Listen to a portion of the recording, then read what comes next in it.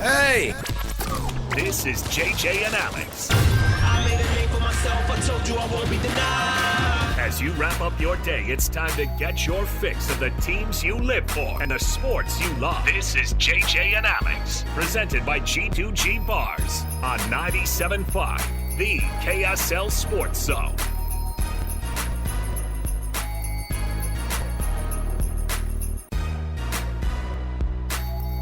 What's up, everybody? Welcome to your Tuesday.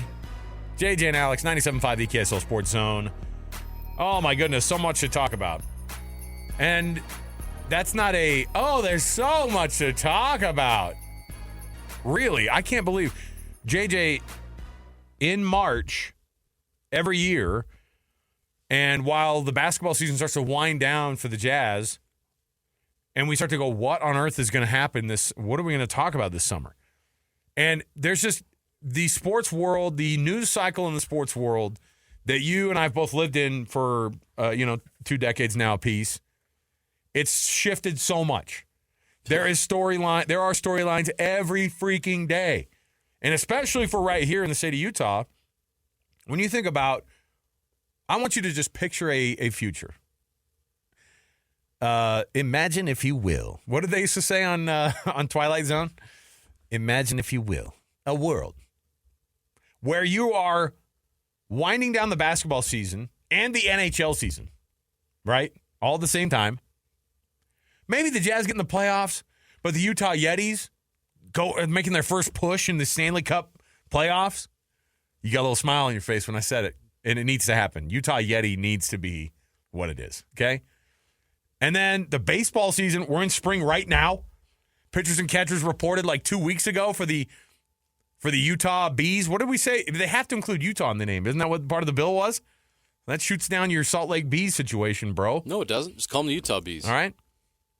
The Bees is perfect. The uniforms are perfect. The logo's perfect. Everything about the Bees, the colors is perfect. Keep it. Keep it. So then we're ramping up into that, and we've got 81 games at home where we're going to be broadcasting from most of the games outside of the Power District. I'm just making assumptions here, okay? On Electric freaking Avenue, yes. You better call it that. Yes. I want you to imagine that this is the world we live in. Alex, you're taking me to a happy place. Baseball starts to wind down because, in its first couple of years in the Major League Baseball, the Utah Bees, they struggle a little bit. I mean, my heavens, in their second year, they were only 74 and whatever the other number is to get to 162. But man, they've got a good farm system. Okay, I apologize for trying to raise the roof just now. You did that. I hate myself right now. Where's the cameras? Come on, get it out. No, I'm Eventually glad. this show's going to be video. I know, I'm and glad. when it does. No, I'll put some pants on. Don't. You be you, Alex. You never don't change. Change a thing. You be you. All I'm saying is don't shave, don't shower, don't put the pants on. All I'm saying is that's the world. Because then when baseball winds down, college football kicks off. And the defending Big Ten champion, Utah Utes, coming off their championship battle against the SEC champion in the College Football Super League. How dare you? And then BYU's in, what's the conference going to be? Well, we don't know yet. If they're going to be a part of that conference, the reality is, and then as like George Jetson flying through your sports future here in Utah, and it's glorious. I know. Imagine, in 2048. Going to the Power District in my flying car. Boy, if I don't have a Rosie at that point. If we don't have Rosie's, it's not enough to have a Roomba. It's not good enough. That's not Rosie. I want a personality on my robot cleaning the house, all right? I just want to live to see this. I know. I want all these things to happen. Oh, my goodness. And then, all the other sports. NFL, we figure it out. Yeah, and Utah gets the 2048 Winter Olympics. Yeah. Oh, yeah. Why not summer? Oh. Come on. Whoa. We're already fighting for everything the hot else. spot after they just got the NFL franchise. I know. Everybody wants to come here. Picture. For sport town. Imagine, if you will. And it is a Twilight Zone in a way. But you need to look at it like it's a reality, all right? We've got tons to kick off here. I made a prediction about this Jazz game last night that was going to happen. We'll roll that out for you in the next few minutes. But first, we're going to kick off some things. Like I said, the future of sport. What does it look like here in the state of Utah? From the college football standpoint, which is still my favorite and will always continue to be my favorite sport to follow. Things are going to get a little bit weird. We don't know when, we don't know how, but that's where we're going to start the show off here. Our program is always brought to you by G2G Bars. All natural ingredients and no preservatives make the G2G Bar a perfect protein bar. Costco, Holiday Oil, Maverick, Associated Foods, Smith's, and popping up also at the 7-Elevens as well, so hit it up in the refrigerated section. Let's kick the show off right here with some college football talk, some college football future talk right here with The Cut. Let's do it. It's time for the biggest story of the day. This is What Made the Cut with JJ and Alex on 97.5, the KSL Sports Zone. I'm going to angle to get that third backup goalie position going on for myself. I know that Jay Stevens, who does our Utah Puck Puck Report, to wrestle it away from Jay. I know Jay's got it, but like what I have is the width. You know what I mean? I'm Goldberg of this radio station. All right. Okay. I am Goldberg minus the drug addiction later in life, but I could cover up most of the goal, and I think that's where I need to be. All right. But I'm getting ahead of myself. What I don't want to do is get ahead of this with the college football break off into a super league. We talk about this quite often. And in a weird moment, Andy Staples decided to put it on paper and to tell you exactly what this would look like per his view. Now, we've had a lot of suppose here's what this is going to look like type things in the future. I don't know. The problem is that when you have a 48-team Super League, you're going to have some teams left out. You're going to have a lot of teams left out. And in this case, as we roll this thing out, as Andy Staples did on 3, I want you to just picture in your mind's eye what this looks like. So he put it like this. Compare it to an NFC and AFC type situation, okay? Between 40 and 50 teams is the way he kind of put it, all right? Set the team at 48, 24 per conference.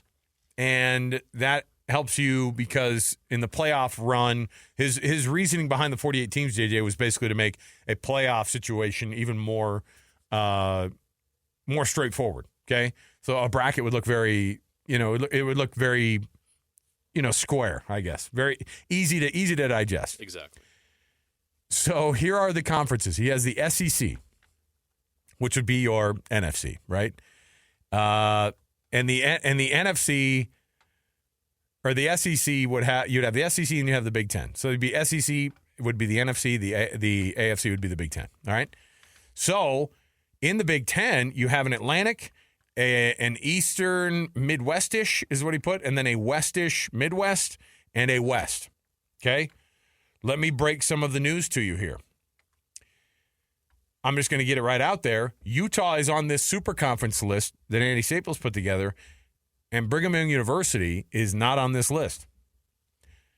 The problem I have right out of the gate is that Illinois has a team.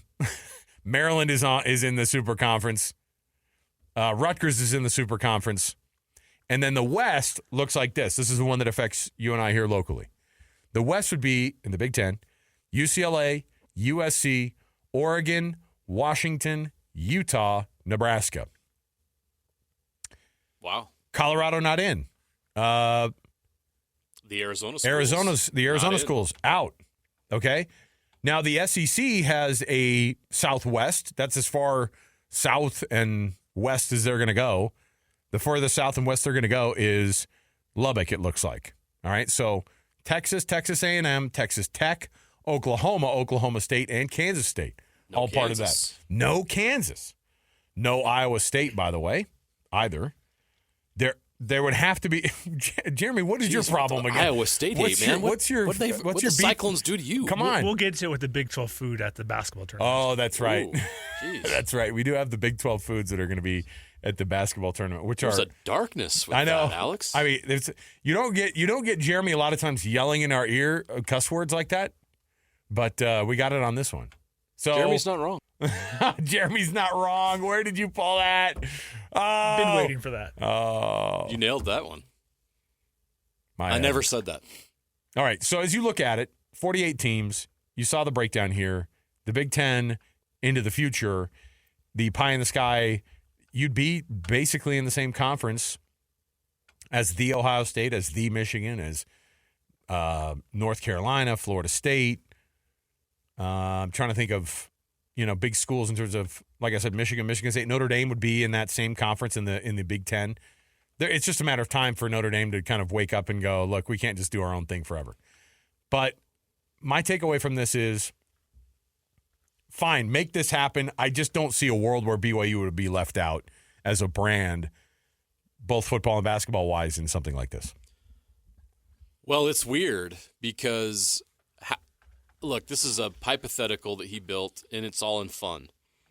But eventually this is actually going to happen, right? And so my mind and my curiosity is going to be on how they do this and who makes those decisions. Right now, who has the most power in college football? The SEC. I would argue it's not the SEC. You'd say the Big Ten? It's not the Big Ten either. Ooh. It's TV it's executives. TV now. See, it was a trick question. So who basically owns the SEC right now? ESPN. That's correct. /ABC. Who owns the Big Ten right now? Fox/Fox. Fox, right? Yeah. So they're making all the decisions. We all know that Fox played a major role in the USC-UCLA break. Those teams, everything, the fall of the Pac-12 was really orchestrated and played out at the hands of Fox because it benefited them. So who's going to make the decisions? It's going to be probably the TV networks that are making these decisions on which teams are included. Now, if you're a BYU fan, you're like, hey, ESPN loves us, right? Well, maybe they do. Maybe they love you good enough to invite you here. Maybe they'd be a part of that new Southwest with Texas A&M. You would have to hope that that's the case because, again, the SEC side would be the ESPN. Right. But here's the funny thing is Utah is going into the Big 12, which is an ESPN conference, right? ESPN has the bulk of the rights. And they've always been that... Does Fox do some Big 12 games moving forward? I'm not sure what the TV contract is. And again, this is all going to take place in 2026 when... The TV deals are up. New TV deals are up. Yeah. Obviously, there's going to have to be some changes. The 12-team playoff only lasts for 2 years. And then it's all got to be reconfigured once. To what? To how many? We talked about the 14-team last week. And we heard about the power that the Big Ten and the SEC want to wield in that decision-making process. If you go to and the auto qualifiers and getting the buys even if they don't deserve them. Sure. Does this not affect basketball, though? At no, all? This is all football. Pure football. Obviously. Then why on earth do you include teams if you're going to just whole cloth break off and go, this is the new world of semi-pro or just full-on, minor league football, okay, which is essentially what this would be. Then why on earth would a Purdue and an Indiana in football or an Illinois and Northwestern in football make sense over Vanderbilt who's in this discussion, or whomever, or Rutgers or Maryland or even Pitt? Like, what the heck? And I guess my initial reaction is to go, look, here locally, we need all the teams we can get in whatever version of a super conference is going to be there. Makes our lives better. Makes the football better. Makes it, frankly, easier to watch. I mean, how are you going to get your other stuff? And then you're going to have to go to ESPN Plus again. Well, then we talk about the new streaming service they're trying to make, which there's all kinds of resistance to that in different corners. Antitrust, whatever. Right. It's gonna which push would not include NBC or CBS. Right. Where does Notre Dame go? Because they're tied to NBC. Right. Is Notre Dame going to go join this Big Ten group, which is under Fox's umbrella, and give up their exclusive, absolutely big money deal with NBC? But we found out that it's not that big of money, though, right? It's big enough for them to stay out of a conference. Do we know what that number is? It's something that we were. It's out there. I think it was surprisingly low compared to what we thought a Notre Dame would pull in money-wise. Jeremy's going to look at it. But either way, here's the problem, and here's the other thing. Is this the best version of college football, though? I got it. No, it's not. This is terrible. This is a terrible version of college football, which is why I hate it. We also have to keep in mind that what is it? Well, how much is the $22 number? million a year. That seems very low. I mean, if it's just for football, I guess that's okay. 22 is pretty good for just football. Yeah, it's just football. They also get money from the ACC. Okay, either way. So that's a pretty good number, but it can be bigger, obviously, going to these other conferences. Yeah. Anyway, so there's a couple of other things that, as I'm looking ahead to what this could be, that are going to be roadblocks or going to be interesting in how they deal with it. Because if you're the TV networks, these conferences don't want to go away. The most powerful ones, the Big Ten and the SEC, don't want to go away. Those people still want to maintain their power and their prestige. So they have to be included in this, which is why I think Andy Staples put this together and said it's going to be the Big Ten and the SEC. You're basically turning one in the AFC and one into the NFC, right? Yeah. That's essentially what you're doing in a similar model to the NFL. So those conferences they don't want to lose power. They're not going to say yes to any of this stuff. They're not going to agree with the TV networks. So there's going to have to be negotiation that goes into this between those two things. So those aren't going to go away. And because the SEC is not going to go away, because the Big Ten isn't going to go away, that's the answer to your question as to why would Vanderbilt be included in this? Why is Indiana in this? Right. Indiana, who has been historically terrible at football, why would they be included in this? That's not good for college football. Why not have BYU in this? Why not have Boise State for that, to be honest with you? Who's had a better run over the last 20 years, Boise State or Rutgers? The answer is Boise State, but Boise State wouldn't sniff this thing. So there's a lot of politics that would still remain in this, which is not good for college football either. So I don't love what's happening here, and I have concerns about how it's going to come to fruition. And I just spelled a lot of those out because the TV networks are going to decide who's in. These two conferences, who are now in charge, basically the SEC and the Big Ten, will still want power, and they will still want decisions, and they will still take care of their schools. And so this won't be in the best interest of the sport. This will be in the best interest of the TV networks, the SEC, and the Big Ten. But you're not going to turn it down. If you're Utah, you're not going to say no to the Big Ten. So you say you hate it from just a generic standpoint. Well, I just pointed out all the flaws. Yeah, but I wonder though too, like in the end, this is extremely exciting, the idea of paring it down and just having, because then what do you do scheduling wise? Do these guys still playing? Like, is Utah going to play a Utah State in the future or a Wyoming in the future? Well, you just saw the divisions. Is Weber State going to be on the docket? You're only going to have 5 division games. Yeah. So you have 7 other games you got to schedule, and obviously they'd be across 4 of those games are probably a team from the other divisions, or interleague with the conferences. Ooh, very special. Because why wouldn't you make those games, right? You're not. If you're any of these teams, you're not going to want to schedule all these teams all year long. You're going to want to have a game like against. Pick your FCS or group of 5 team that you want to play, or multiple, because you're not going to want to play every one of these games every week for 12 weeks. So those matchups still exist, and teams in the FCS and the group of 5 will still need those matchups because those will become money games. Right. Here's the deal, though, for me. I love all this. Just include BYU in it. I'm not saying that as a BYU graduate. I'm saying it more as a person who we cover this stuff. And if you're on the outside looking in at whatever the new version of this is, that's a hard deal, man. That's a hard pill to swallow. Absolutely. And for the football would get worse after all that time of building it up. It would be absolutely. It would be devastating. Devastating for BYU after finally getting a seat at the table to have their seat removed 3 years later. Right. And on top of it, the money would be very different. The money would be very bad compared to what they're even going to be getting in the next couple of years. Would be immense. It'd be huge. All right. Let's take our break. Let's come back. See, now you got depressed. All right. Can we go? JJ, why'd you have to bring the doom and gloom, bro? I'm sorry, because you set the stage so well at the beginning of that segment with all the great, exciting future things that we have to look forward to here in the state with sports, and then I had to bring some reality into it here. I apologize. Yeah. No, it's your fault. I rained on your parade again. That's your fault. We're supposed to be... I'm that dark storm cloud in an otherwise rainbow world. Oh. Let's take a break. When we come back, we're going to make things a little bit more positive, okay? We'll talk a little bit about this Utah Jazz matchup last night. They get the W. Get a little... We don't have many W's left this season to talk about. JJ has a number. Did I just rain on your parade again? No. No, because I've accepted that fate, and I look at it like a positive. Okay. All right. Good for you. So at least today, at least for the next, 13 minutes. But JJ's going to roll out a number that you can expect that the Jazz will win the rest of the season. You can compare it to what you think the Jazz should win. Stay with us. 97.5 the KSL Sports Zone. Wants to get Koulibaly switched off and gets Jordan Poole instead. Now attacks, puts it up, off the window, and in! Oh, Jordan Clarkson, I am mad about you! You are nuts right now! 11 straight for Clarkson. 124-113, and he's fouled. You know what's coming.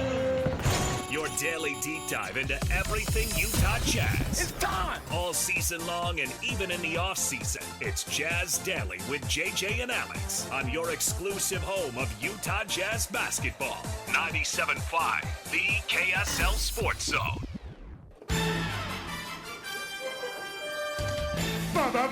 Basketball, gimme the ball because I'm gonna dunk it! Wants to get Koulibaly switched off and gets Jordan Poole instead. Now attacks, puts it up, off the window, and in! Oh, Jordan Clarkson, I am mad about you! You are nuts right now! 11 straight for Clarkson. 124-113, and he's fouled. All right, everybody, welcome back. It is 97.5 the KSL Sports Zone. Alex Keary, Jeremiah Jensen. We are JJ and Alex. I thought 90s night was earlier in the season. I love the reference. I know. Look, it was quite an interesting game last night. Jazz get the win. I want to take you back to 22 and a half hours ago on this very program where I was trying to give some predictions for what this game was going to look like. And I don't want to toot my own horn. Did we happen to save that clip, Jeremy? I don't know. Oh my gosh, I don't know if we had The it. computer's frozen at the moment. I'm sorry. Let's just see if we have it. Here was yesterday. My prediction what was going to happen in the game last night. I'm going to go 31 points for JC. I'm going to go 26 for Colin Sexton, and the Jazz win by 13. I was way off. 38 for JC, 29 for Colin Sexton. Jazz win by 12. Do you have a horn you can toot? Yeah, man. Because that's some tooting right there. Yeah. I mean, a lot of it is off the cuff. Now part of this was it was an educated guess. And blind squirrel, nut, etc. Analytics. The reality the what is it called? The analytics actually did point out that because at that point we thought Keontae George wasn't going to play. That when I made that prediction, we thought he wasn't going to play. Then it was announced right before game time. I was like, oh yeah, he's probably going to, split up the scoring a little bit more. Nope. I don't know how long he was in the game before. 6 minutes. Omer Yurtseven played more minutes than Keontae last night but he did have that one. Illness. He had the assist off of the backboard. That was play of the game. That was cool. Everybody's talking about it. Great. But you pointed out, you were like, nah. The Wizards got the Jazz last night. They won that game because they were like, phew, good thing we lost that game against the Jazz. They were trying to lose it. I know. The Wizards out-tanked the Jazz last night by 12 points. Okay. So who actually won last night? I don't know. I'm confused. It ended up being an interesting thing because at one point, the starting lineup, when we were all texting each other after the game, and we were like, oh, boy, because we joked about Bryce Sensabaugh getting the start, and he did, didn't he? Oh, no. It was Luka Šamanić. Yeah, Šamanić gets the start. So at one point it was Sensabaugh, Šamanić, Yurtseven, Johnny Juzang, and Jordan Clarkson on the floor. And they won a basketball game in the NBA. And that's not me being mean. I'm just saying they put the lineup out there and said, all right, let's see what you guys got. And I will say the Jazz moved the ball around. There was not a lot of defense. At one point, because when you're in the stadium and you're looking and they have the offensive rating and the defensive rating up on the screen, the offensive rating for both teams is 130. The defensive rating on both teams is 130. That's both teams had a 130 in both categories, and I went, this is either amazing or terrible. Now, when you take your kids to the game, which is what I did last night, guess what they got? Some high-flying action. Yeah. You didn't send your kids to the game last night to watch defensive rotations. No. You're not interested in that. You want to see hoop. Yeah. You want to see the ball go in the hoop. You want to see dunks. At one point, I think that Jordan Poole was on pace for 70. He was red hot in the first half. Halfway through the second quarter, he had 23 or 26 points, and I went, "Oh boy, this is going to be nasty." Yeah, he scored 32 off the bench. He probably got yelled at halftime in the locker room. Stop why are you shooting scoring so much? Come on, dude. We're trying to lose, bro. Bottom line was, interesting game. I'm trying to figure out how to watch this team the rest of the season. And I think it's just on a game-by-game basis to go, who's that guy? You want to see what's the stuff you want to see every game, JJ? Like, honestly, the stuff that you personally want to see every game from the Jazz. I want to see Keontae George do his thing. Yes. I want to see Bryce Sensabaugh get more confident with his shooting because I think that is his NBA skill. I want to see Taylor Hendricks healthy. Well, I'm a little scared now that he got nicked up last night. Yeah, was it the toe? It has apparently a toe injury. Hopefully he's not out long because I want to see him guarding the best players in the league. And Wednesday night, he'll have a chance to guard DeMar DeRozan. Right? I want to see that. Yeah. Yeah, that's what you're looking for. Last night, he was guarding Kyle Kuzma. He was guarding Paulo Banchero. He was guarding the best player on every team he's played against. Right? He was guarding Jimmy Butler against Miami. Yeah. You need that experience. You need those opportunities. And that's what I want to see. I want to see how these guys do in situations. We all know they're not going to win a lot of games. You're looking at the schedule. Not only are they, the Jazz aren't obviously trying. Winning is not the number one priority here, but it may not matter. They might try to win over the next 20 games and only win 15 of them trying. Sure. The schedule's brutal. I think they got the Nuggets twice. They got 2 road games against the Clippers. They got the Celtics coming up. They got the Cavaliers. You go through the schedule, and it's just one tough matchup after another. And outside of a game against the Spurs and maybe the Hawks, there's not a lot of games where the Jazz are going to be favored to win those games. So tell me the number. What's the number? What's the one where you go, this is where I want to see the Jazz get? Or is it this is where you want to see the Jazz in the standings? Does it matter? Yeah, let's do that. Let's look at the standings. Where do you want the Jazz to finish? I want the Jazz to keep the pick. I think that there's going to be value there. I think that with Danny Ainge and Justin Zanuck, I think they can identify somebody that's going to help them. I don't think this is the year you want to give up that pick if you're going to be that high. Plus, you know what? What if you win the lottery? Yeah, why not? That's possible. I mean, we just assume it's not going to happen because the Jazz never have. The Jazz have no luck in the lottery except for 1 year. And they, obviously that was what they got, Enes Kanter. Number 3 pick overall. That's right. Remember the Darren Williams one? They lost that one, and they had to trade up to get Darren Williams. 2005. So they've had some rough luck outside of 1 year, and that was a year where it didn't matter. So I want to see him. Get the best pick you can because you're so far away from winning a title right now. You need to take as many shots as you can in the lottery to try to find players that make a difference. I think they found one in Keontae George. I think Sensabaugh and Hendricks could be part of the rotation moving forward. Go find more. And so you want to finish, how about bottom 7 or 8? And you know what? It's possible. They are only they're 11th right now. Yeah. So the Hawks are in front of them as 10th. The Rockets at 9th. They play the Rockets 3 more times. Lose those games to the Rockets. There you made up that ground that you're only a game ahead of the Rockets. And then it's the Nets, Brooklyn Nets. That's, let me see the number there. They're 3.5 behind them. So if you get in that range between the Grizzlies and the Raptors, you have a chance to be top 8. And that would guarantee you keeping that pick. Because if you finish 10th worst and then somebody leapfrogs you in the lottery, then all of a sudden that pick is the 11th. That's the worst case scenario.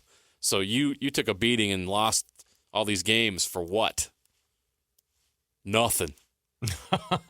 Outside of development for the young guys, I think you want to have that pick to come with you. Hey, since it is our Jazz Daily segment here, I've got a Jazz adjacent story here for you. Ready for this? This is per our own Ben Anderson on KSLSports.com. Oh, from the Salt Lake Stars breaking news desk. JJ, what do we have here? Report from our own Ben Anderson. NBA legend Isaiah Thomas, no, not the one with the Detroit Pistons, the one with the Boston Celtics. Isaiah Thomas is joining the Salt Lake City Stars. 11 years in the league, joining the Jazz's G League affiliate. Is that to get back in? Oh, yeah, 100%.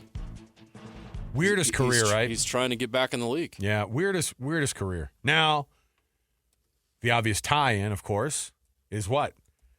Danny Ainge. There's history there, yes. And I'll point out, in 2016-2017, he averaged 25.5 points a game, Isaiah Thomas. Here's the thing. Yeah. He's 35 years old. Eh. And it's incredible that he's been able to play as much professional basketball as he has at 5'9". Pretty impressive.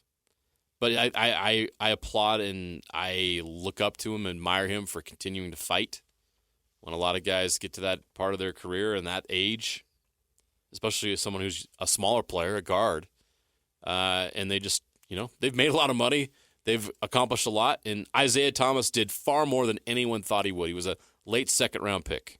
In fact, he was the last pick in the 2011 draft in the second round. So it's great that he's still fighting and battling and wanting to play, and he can play at that level. So good for him. And if you're a fan, you're going to get to see him play here in Utah for the last month of the season. Yeah, I'm all about it. And listen, if he ends up being a guy that can make a difference, why not? Why not be that guy? He's got experience. Yeah. So we got tons going on here in the Jazz organization. I think it'd be cool just to look. You know what? See if he's got what it takes to get back to a nice playing form, and then you can get. Listen, you get a veteran like that in the locker room at almost $0 spent, and a guy that Danny Ainge knows, and he knows what kind of an effect he has on a locker room. You're not going to get 25.5 points a game out of him, but you can get some free leadership, which is what this team needs at some point. I don't think he'll ever play with the Jazz. I think he's trying to get an opportunity to show he can still play to try to impress another team that would be in the playoffs before the deadline comes up here shortly. I think he's trying to get back in the league for the stretch run. Okay, all right. I bet he never ends up playing for the Jazz. Let's take a break here. Before we do, all day we're going to be giving away tickets. You know why? It's a Jazz Ticket Tuesday. It's a Jazz Ticket Tuesday, and your chance to win Jazz tickets is right now. Be caller number 12 at 801-575-ZONE, and you'll win tickets to see your Utah Jazz at the Delta Center. Presented by UCCU. Love where you bang. Caller number 12 right now gets a pair of tickets to the March 12th matchup. Who are they taking on the 12th? Back to the old thing here. Oh, yeah, sorry. I had that up. No, got it right here. Jazz and Celtics, by the way. Speaking of Very Danny cool. Ainge. That's a good one. There you go. Call number 12 to 801-575-ZONE. That's 801-575-ZONE. We're going to get you a pair of tickets to see the Jazz and the Celtics next Tuesday, March 12th. So give us a call, 801-575-ZONE. All courtesy of UCCU and the KSL Sports Zone. We're going to give away another pair next hour. Stay right here. We've got tons going on. Our BYU breakdown of spring is going to happen next. We've got some sound from practices yesterday, and we have some stuff to jam on here. Plus, you don't want to miss some more of the college football conversation we're going to have next hour, and tons to talk about on the college basketball front as well. So stay right here, 97.5, the KSL Sports Zone. This is Jake Scott, JJ and Alex, presented by G2G Bars on 97.5, the KSL Sports Zone.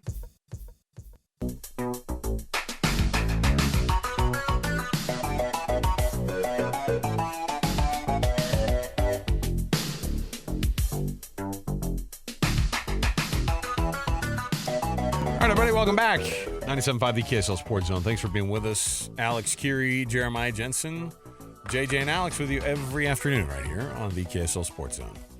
JJ, it's that time of the day, of course, where we're bringing you a spring football update. Yesterday, the media was treated to both coordinators, Aaron Roderick and Jay Hill. Obviously, A-Rod and that offense from last year, like the amount of pressure that he must feel has got to be a lot, especially compared to what Jay Hill is doing, which is he's the assistant head coach. He is a recruiter that came in. He's kind of still new. This is year 2 for him. He has already made a big impact on this defense in terms of recruiting, like I said. A-Rod is coming off of one of the worst offensive production years that BYU has ever had Where is Aaron Roderick on this? In all this, he has taken BYU to an 11-1 season with Zach Wilson and some insane scoring to last season in the Big 12, which was a massive learning curve that they still didn't feel like they really got around to. I think there was relationships and trust there that go way back between him and Kalani Sitake. So he has more job security than most would, but it's BYU, and the expectations are and always have been to have a exciting, high-scoring offense, a very productive offense at the very least, right? And it wasn't that last year. So I'm sure that A-Rod's feeling the heat, feeling the pressure, even if it's not real, him being on the hot seat. I've heard plenty of fans saying we got to get rid of A-Rod and all this stuff. I'm sure Aaron Roderick hears it. He's been hearing that. It's nothing new to him. He heard it at Utah, and eventually he was let go there. So nothing new to him. He's not new to the pressure, but he's certainly going to be feeling it, as opposed to Jay Hill, who's brand new. And while the defense wasn't exactly what they wanted last year, it was improved. And they've especially improved in the recruiting side of things on defense. So, I think A-Rod is feeling some heat. Probably not as much heat as people think, but of course he's feeling the heat. Nobody wants to be better on offense more than Aaron Roderick. And so now he's got to go out there and make it happen. And if he doesn't make it happen this year, then the pressure builds. You heard one of those clips earlier talking about how big of a deal it's going to be to get the running game obviously going. Here's what A-Rod said about what he's seen after just a handful of practices from quarterbacks. Obviously you want to know what Gary Bohan is doing, and he brought up what Gary's doing. Some good things. We're just very early still. Jake looks like a veteran player, like he really knows what he's doing out here, knows the offense well. Gary's learning our stuff. A lot of the stuff are things he did at Baylor, just different terminology. So he's got to get up to speed with everybody, just being able to process that stuff as quickly as we'll need him to in a game. But so far, I've seen a lot of good things from those guys. Okay. The running game is that's the thing. And I think that was what, speaking with Connor Pay yesterday, you and I both walked away from that going, that's it. I mean, we talked to Connor Pay. Yeah, we got to know him last year, right? And it was tough week in and week out, them getting their brains beat in and being like, man, no one was more frustrated than him. Right, we stink. We cannot figure it out. He wore it every single day, and every time we talked to him, he wore it. It was rough. Right, you felt it.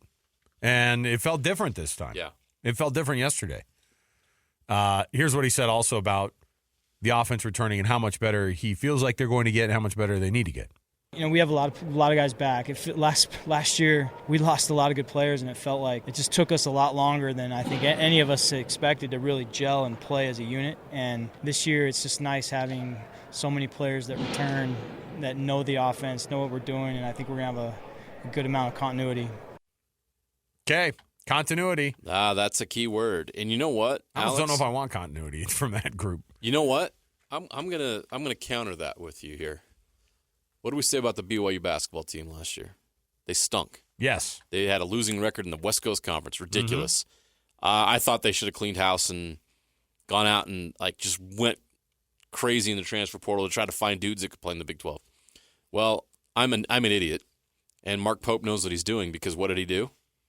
He rolled it back. Right. He brought his guys, almost all the guys back. I think they brought in Ali Khalifa, right? Who's been an absolute difference maker for them. Wild, yes. In a positive way. But the bulk of that team is just returners. The continuity actually was a benefit to the BYU basketball team in their first year in the Big 12. And some of the guys that struggled last year have come back this year and are playing really well. Perhaps the same thing could happen with BYU football. Perhaps that continuity that A-Rod just talked about could help BYU be better. Here's the one problem, though.